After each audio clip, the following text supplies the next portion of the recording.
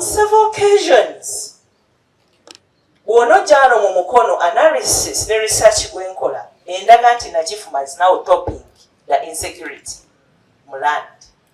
Tenure system e Nakifuma, Buganda Land Board, Kabaka's land, public land and private mine. Kakati ekivandulo ffe nga bwe tukiyita honorable, abo ba land grabbers oba ba estate developers bo batambula buli kanaku nga banoonyereza ebibanja ebiriko obutannaba kukkiriziganya.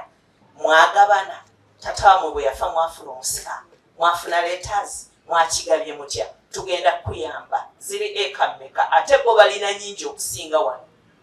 Ne bakugamba balina eka 30, kati katukituuleko. Ne bakola endagaano tutunze miliyoni 240, naye ng'ono agikoze bamuwadde miliyoni 2 kugira ng'agula omugaati n'amata. Ne bakisaawa kyonna mu lunaku lumu ekibira ne bakiyiwa, naye nga balina consent okuva ew'Omutongole. Ng'Abatongole, they are not part of the central government. Tebali sensitized on anything as far as land is concerned.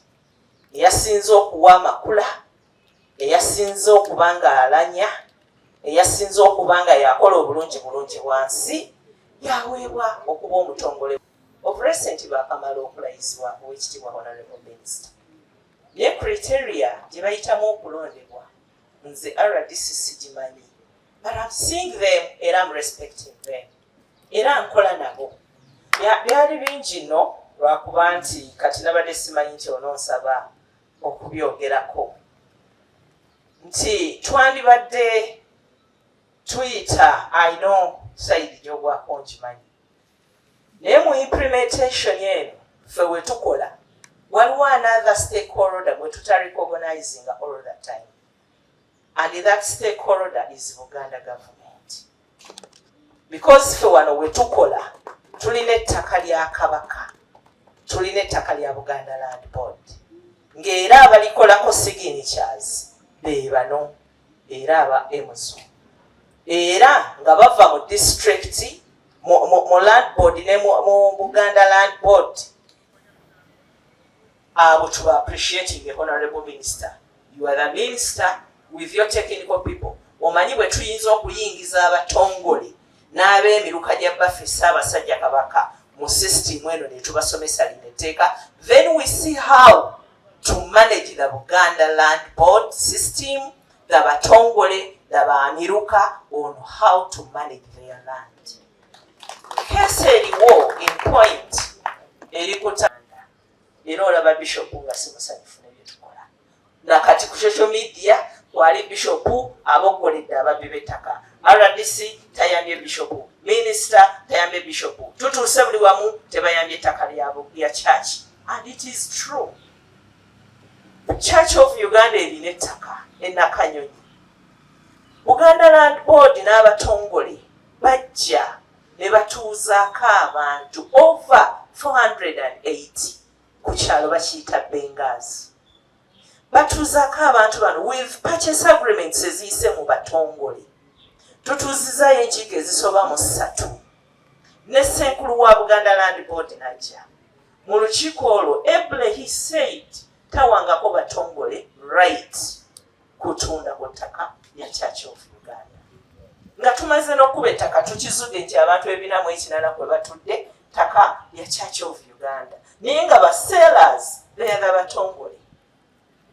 Naye ng'ate Buganda Land Board emaze okujja ssente eza registration ku bantu bano, so they owned them. Kubanga babajjako ssente ne receipt ne babawa. I suggested as an RDC, we do a swap. Kubanga Buganda Land Board erina ettaka. Otadde ba occupants ku ttaka lya Church of Uganda. Nze tteeka terinzikiriza kugobako omuntu atuddeko over 480. Church eyagala ngende nkuba olukiiko ngamba abantu bano nti mutudde wakyamu muveewo. Mu butuufu Honorable Minister batudde wakyamu. But the law is saying a different thing. Sirina kukola eviction. Kati ngamba Ssenkulu wa Buganda Land Board, do a swap. Let's count the acreage you are seated on and give this same land to the Church of Uganda somewhere else awali vacant. Senkulu agamba Abatongole be baba basuwingibwa. But these Batongole are ignorant about the law. However much ignorance has no security in law. But again, do they have capacity to pay back the land that belongs to Church of Uganda? So, when you Honorable Minister, twongera creating problems to central government, because in the long run, we are choosing. The same thing is happening here. We would own that using the katikiro. Because in any area, omuntu awulirizibwa bwe tulina okozesa to reach those people down there. Ekirala ssebo ekitusumbwa as government here. Bwe kuba nti anyway ebintu bino Honorable Minister obifunayo etteeka kubanga okutongoza w'ekibanja Yesu tukikola naye ate ab'ettaka nga balinga abatakifiiringa tukyogedde ebbanga buli we tulaga ffe nga RDC tukikola. But even these lawyers you are seeing here batu intimidatinga ne batuwandikako ebibaluwa threatening as an RDC, you are incapacitating the process. Let the legal authorities do the matter. You don't have the qualifications to do that. But as RDC, so Mukono, I stand firm. I stand firm, and at times I respond to you. But I think there would be an alternative. Eyokulaba nga abantu bano ab'ebibanja nabo babaako n'ekintu ekiri substantive, because abamu endagaano zaabwe nazo bw'ozitunuulira zibanyegenye, zeetaaga okuyambwa. Then wabeerewo omusango ogutegeerekeka oguweebwa abo abantu abakwatiddwa mu bubbi bw'ettaka. Obubbi bw'ettaka. Because with the aid of the, I'm sorry, this is truly corrupt. Most, some of the RDCs, I don't want to say most, because Sinakola research for RDCs are big. It is you, Honorable Minister Chikola. Some of us lack integrity. Abalala, it is Embera Metupolide, Tabantu bagala obugaga, Honorable Minister. Webatunuulira the money paid to them ne cases ze bakola balabanga maybe oba balina ekibabulako, but for me I'm satisfied. Kati bakozesebwa offices zaabwe to aid the estate developer. Atali DPC, but the department ya CID ne land desk olabanga ekigenda mu maaso kikutabula. You stand alone or 2 or 3 members of the DSC. Zena divisions bili ya Nagalama ne ya Mukono. But at times, otuuka ekiseera n'obatama. Naye era ffe tuliwo okubatama because twagala kusavinga omuntu oyo alina okuyambibwa. Kyenava nkugamba tetwanditadde mu poliisi abantu aba IOs abo ne baba nga bonna at least balina diploma in administrative law. Okusinga okulowooza nti ba IOs nga bwe bavudde mu regions ezitakkiriziganya na omanyi system ya wano mu Buganda eri separate and independent. Olese IO avudde gye baga nti ettaka lyaffe liri communal n'abeera IO wane Mukono ng'ettaka lya muntu, ekibanja kya muntu, ekibanja kisikirwa, ate ewaabwe ekibanja tekisikirwa, kijja kibeerako obubeezi buli akoze eki. Nze nga ndowooza nti we need to take these people for further courses. Administrative law will be a requirement for an IO at the police station naddala wano mu Buganda. Ekyo kyena kusaba. Ekyokubiri 530 gye bakuwadde 190, 192 and 107. Naye ate ng'erina tenure systems ez'enjawulo. Zandibadde double titling ne tenure system emu ne tenure systems ezaki ez'enjawulo. Ate ng'ekintu kino kikuze kigenda na kuzaala abazzukulu because tekitandise na bano be tulina. Kyatandika sometime back. Ekyatuyamba bano baavayo ne solution ne ba stopping activities. Ne mu stopping activities waliwo abantu already abaali bamaze okufuna titles. Abo nakati tulwana. Nti waliwo ne case ey'omukadde eri ku social media ng'alina title already abaddewo, but another person eyafuna title eno ey'okubiri nga bano tebana detectinga problem. Atambula ng'akozesa institutions zaffe. Wadde tugezaako, but integrating other people tenaba kusinkinga.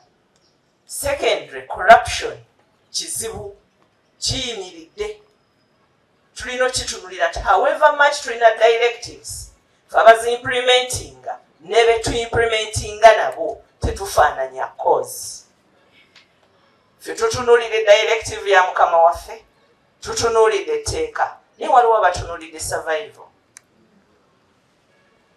Ekyo tulina kitunuulira. Era mu bintu bye nakugamba nti Honorable Minister, I think controllinga bino byonna ebyekibataka ebiri ku TV and everywhere. Institutions ezikola mu ttaka zifuna olusirika zonna omulundi gumu. Bw'ontwala mu lusirika ekyankwanzi ng'ogenda kumpa directives on how to handle land issues, make sure I go with my DPC, I go with my DISO, I go with my registrar oba mayor. Ffenna tuzifuna omulundi ki? Ffenna tubeere nga tukola ekintu kyekimu. Rather than nze okulowooza nti ono wa kibanja ng'ate ye IO aregistering omusango ku poliisi amulaba nga trespasser. Era n'amutuuma criminal trespasser. Naye nga trespassinga waatudde emyaka 8 walina n'abazzukulu nga wazaalidde byonna ebyawana e Buganda obimanyi. Nze muyita wa kibanja, IO ku poliisi amuyita criminal trespasser. Kubanga IO ye gw'amanyi omutuufu is the one with the title. However young the title is, yakulaga ow'ekibanja is trespass. Naye Mukono ye district etakolekamu. You seeing Wakiso as hectic, but Mukono is more hectic. Because Wakiso, buli awali municipality waliwo RDC. Wakiso erina municipalities Entebbe erina RDC. Erina Kira erina RDC. Erina Nansana erina RDC. Then just in the overall. So work ya supervision ebeera ng'entono. Though balina a lot of problems, but buli omu ahandlingako ekitundu. Kati bo ebizibu byabwe bingi naye bibeera addressed there and then. Unlike Mukono, erina RDC omu ne deputy omu owa district ne deputy omu owa municipality ate nze namusaba.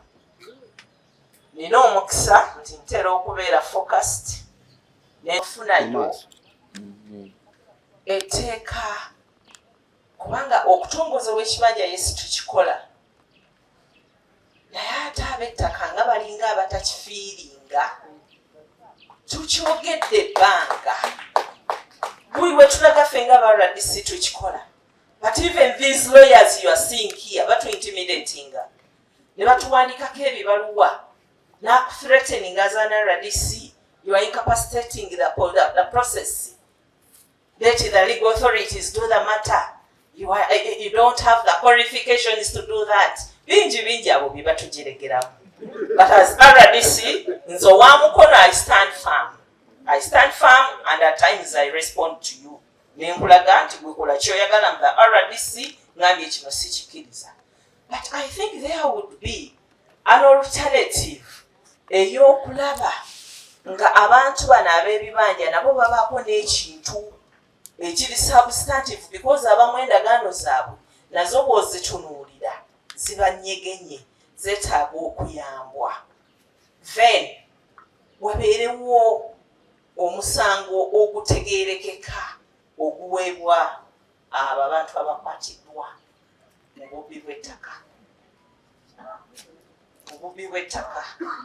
Because with the aid of the, I'm sorry, naffe this is truly corrupt. Most, some of the RDCs, I don't want to say most, because sinakola research for RDCs ababbi, it is you, Honorable Minister Chikola. Some of us lack integrity. Abalala, it is embeera mwe tukulidde abantu baagala obugagga, Honorable Minister. We batunuulira the money paid to them, ne cases ze bakola balabanga maybe oba balina ekibabulako, but for me I'm satisfied. Kati bakozesebwa offices zaabwe to aid the estate developer. Atali DPC, but the department ya CID ne land desk. Olabanga ekigenda maaso kikutabula. You stand alone or 2 or 3 members of the DSC, zena divisions bili ya Nagalama ne ya Mukono. But at DPC mupya, kati mukama we RPC amukubira amugambe go away, back off from that land. Oba si RPC nga KMP akubye, oba director CID at the region, automatically you stand alone as RDC. Oba tolina security mu nsonga eyo. Therefore, tubeerewo ne measures ne mechanism ezireta ffe okubeera protected abayimiridde ku magulu gaffe. Kubanga tuvumwa, tujeregebwa, bakuswaza mu baana ne mu baana abeera abazzukulu n'abako because oyimiridde farm naye ng'ate tewaliwo measure. Basiiba batulopa mu offices zammwe. Ba estate developers, abantu batula mu offices zaabwe ne bakuba amasimu. Oli n'agamba oyo Ndisaba ave Mukono. Oli n'agamba oyo DPC akyusibwe because of his or her own interests. Kati naffe olw'olumu tunafuwa because security on the job is not well identified. Ebyo bye nkugambyeko, ebirala nja bikuteekera ku simu. Naye meeyo nankuba eriiso. Jangu otuuse obubaka butono mu dakiika 2, then abakulu basalewo ekyokukola. Ali naye Mukono. Yazza nnyo Madamu RDC.